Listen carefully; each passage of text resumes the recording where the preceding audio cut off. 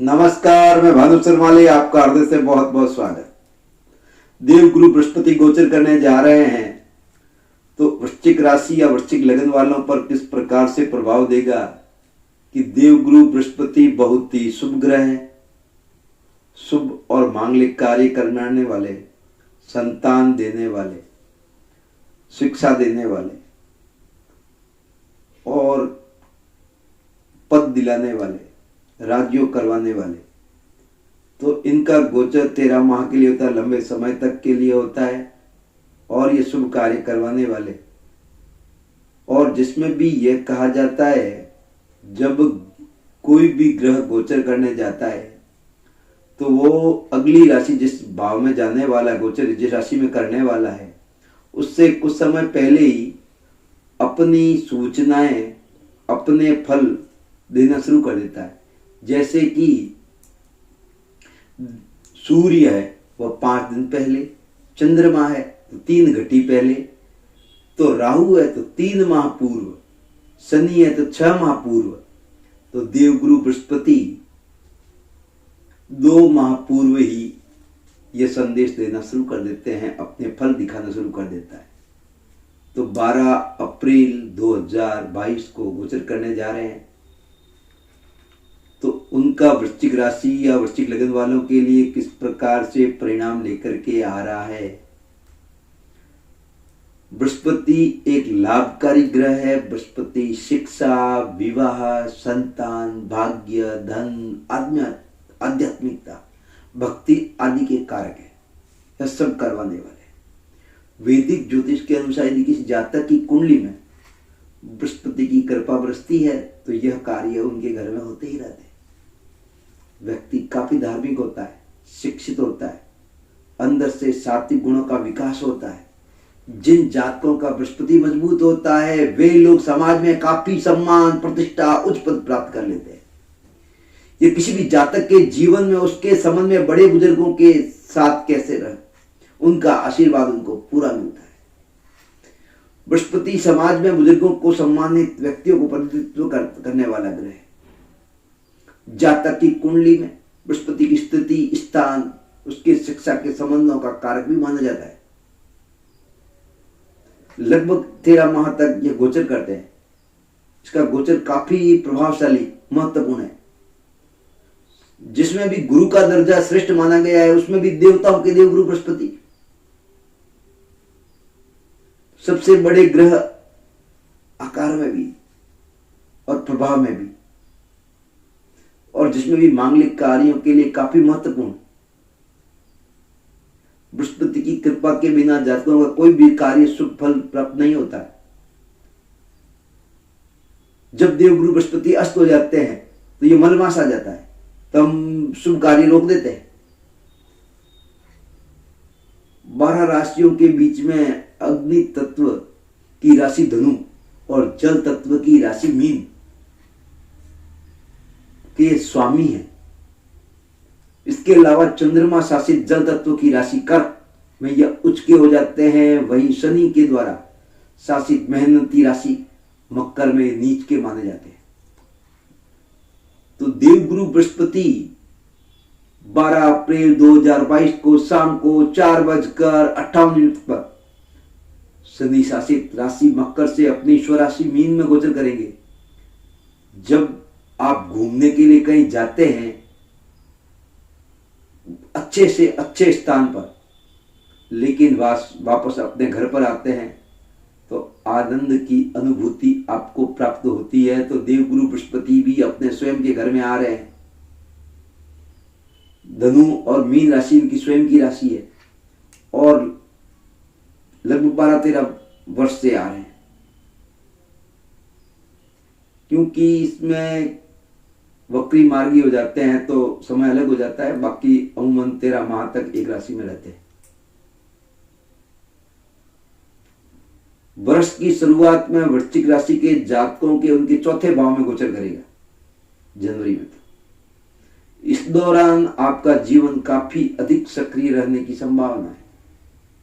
इस अवधि में आप पारिवारिक समारोह में व्यस्त हो सकते हैं, या आप किसी घर के सदस्य कि किसी विशेष प्रकार के आयोजन मांगलिक कार्यों में व्यस्त हो सकते हैं। इस समय अपने संबंध अपनी मां से अधिक मजबूत होंगे, उनका पूर्ण आशीर्वाद मिलेगा। आप उनका ख्याल रखेंगे, उनको खुश रखने का प्रयास करेंगे। यदि आप स्वयं के लिए कोई घर या संपत्ति खरीदने की योजना बना रहे हैं तो बहुत ही शुभ समाचार, यह आपके लिए बिल्कुल अनुकूल है। आप एक लाभकारी सौदा करने में भी सक्षम रहेंगे। अप्रैल माह में बृहस्पति आपके 5वें भाव में गोचर करेंगे और उससे 2 माह पूर्व ही शुभ समाचार देना शुरू कर देंगे। और चतुर्थ भाव सुख भाव से अगले आपके शिक्षा भाव में संतान भाव के और शिक्षा के कारक, संतान के कारक, तो यह सुख, उन्नति, धन की संभावनाएं बढ़ जाती है, कार्य में सफलताएं प्राप्त होती है, पारिवारिक लोगों के साथ आनंद की प्राप्ति होती है, उच्च पद पर प्राप्त होने की संभावना रहती है। यह पदोन्नति की बढ़ाने की संभावना, चाहे वह आप नौकरी में हो, चाहे परिवार के किसी सदस्य की दादा पिता बनने की संभावनाएं बढ़ जाती है। आपके संतान सुख की वृद्धि बढ़ेगी। आपकी संतान शिक्षा ग्रहण कर रही है तो उसमें शिक्षा में उन्नति होगी, उनका रिजल्ट बहुत ही शुभ आएगा। या आप स्वयं हैं तो आपके स्वयं का रिजल्ट अच्छा आएगा। आप बड़े हैं तो आपके संतान के शुभ समाचार कहीं से आ सकते हैं। उनके जहां आप सिलेक्शन करवाना चाहते हैं सिलेक्शन होने की संभावना रहेगी। यह आपके आर्थिक रूप से भी बहुत सकारात्मक साबित होगा, शुभ फलदायी होगा। इस दौरान आप एक से अधिक रास्तों से धन कमा सकते हैं। अपने व्यापार का विस्तार करके अधिक लाभ कमा सकते हैं। जो छात्र पढ़ाई के साथ साथ कोई और रुचि भी रखते हैं तो इस दौरान अपनी रुचि के काम में धन कमाने में आप सफल हो सकते हैं। इस गोचर के दौरान आपके संबंध अपने बच्चों के साथ अधिक मजबूत हो सकते हैं और होंगे, क्योंकि इस अवधि में ऐसा कुछ कर सकते हैं जो आप गौरवान्वित कर सकता है।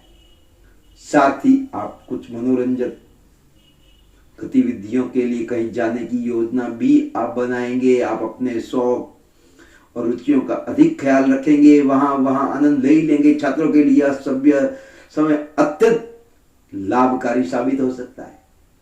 आप लापरवाही ना बरतें, यह अपने पढ़ाई के लिए सच्ची लगन से खुद को समर्पित कर दें। इस दौरान अंदर से अपने विषयों को गहराई से जानने में उत्सुकता जग जाएगी आपकी, जो ज्ञान में वृद्धि ले सकता है। यदि आप परीक्षाओं की तैयारी कर रहे हैं तो इस अवधि में आप बहुत ही अच्छे अंकों से सफलताएं अर्जित कर लेंगे। साथ ही इस दौरान आप धन संचय करने में भी सफलता हासिल कर सकते हैं। साथ में ही अब देवगुरु बृहस्पति आपके 5म भाव में होने से आपके भाग्य भाव को देखेंगे तो धार्मिक कार्य करवाएंगे, भाग्य को धक्का देगा। देवगुरु बृहस्पति भाग्य में सपोर्ट करेगा आपका।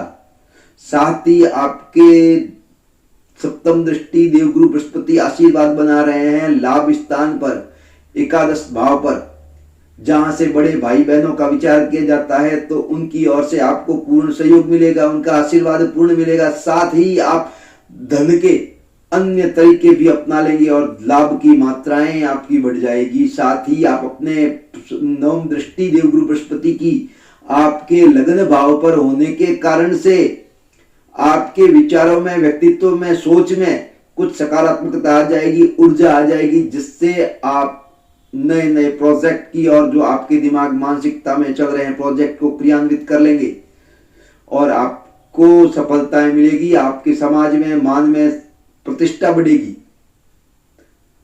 और साथ ही साथ आपके जो घर में नए संतान आने की संभावना भी बढ़ जाएगी। और देवगुरु बृहस्पति का आपको उपाय भी अवश्य ही करना चाहिए। एक चुटकी भर हल्दी डाल करके शुरुआत में नहाते वक्त एक आप जो पानी लेते हैं उसमें एक में थोड़ा सी चुटकी भर नमक हल्दी डाल करके नहा लें, उसके बाद में अच्छे पानी से नहा लें वापस। वैसे हल्दी का पानी बहुत श्रेष्ठ है। और देवगुरु बृहस्पति का आप उपवास भी कर सकते हैं। आप पुखराज रत्न भी धारण कर सकते हैं। और आप चने की दाल गुरुवार के दिन खाने में उपयोग ले सकते हैं। देवगुरु बृहस्पति के शुभ परिणामों के लिए आप अधिक जानकारी के लिए नीचे दिए गए नंबरों पर आप संपर्क कर सकते हैं। अब मैं आपसे अनुमति लेना चाहूँगा। आशा करता हूँ मेरा ये कार्यक्रम अच्छा लगा हो तो लाइक, सब्सक्राइब, शेयर अवश्य करिएगा। स्वस्थ रहें, मस्त रहें, आशीर्वाद।